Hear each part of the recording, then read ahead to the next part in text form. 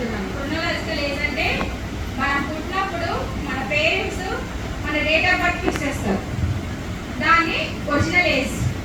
అదే మన పాస్పోర్ట్లో మన ఆధార్ కార్డులో ఉంటుంది డేట్ ఆఫ్ బర్త్. కరెక్టా? ప్రతి ఇయర్ దాని ప్రకారం మనం బర్త్డే సెలబ్రేట్ చేసుకుంటూ ఉంటాం.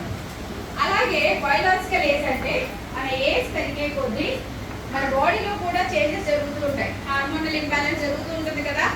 జరిగినప్పుడు ఏమవుతుందంటే, ఇప్పుడు సపోజ్ 10 years ఉన్నప్పుడు మీ స్కిన్ ఎలా ఉంటుంది?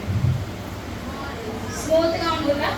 20 years ఉన్నప్పుడు, 30 years ఉన్నప్పుడు, 40 years, 20 years కి 40 years కి తేడా ఉంటుందా? స్కిన్ ఒకలాగే ఉంటుందా?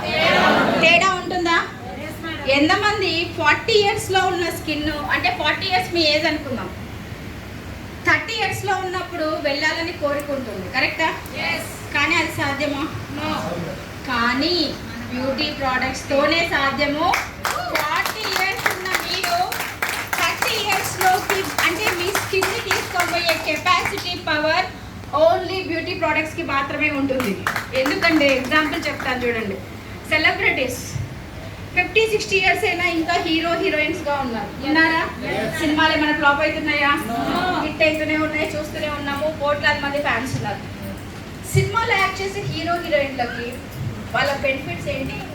యాక్ట్ చేసినందుకు అమౌంట్ వస్తుంది, అంతేనా? మనకి ఏమైనా ఇస్తున్నారా? ఇవ్వట్లేదు. మనకి ఆనందాన్ని ఇస్తున్నారు, ఎంజాయ్మెంట్ ఇస్తున్నారు, రైట్? యాజ్ ఎ వెస్టీజియన్గా మీరందరూ వెస్టీజ్లోకి వచ్చిన తర్వాత ఏమేమి బెనిఫిట్స్ సంపాదిస్తున్నారు? వెస్టీజ్లోకి జాయిన్ అయ్యాక యాజ్ ఎ వెస్టీజియన్గా మీకు అందరికి ఏమొస్తుంది? కంపెనీ ఏమి ఇస్తుంది? హెల్త్ ఇస్తుంది, ఫస్ట్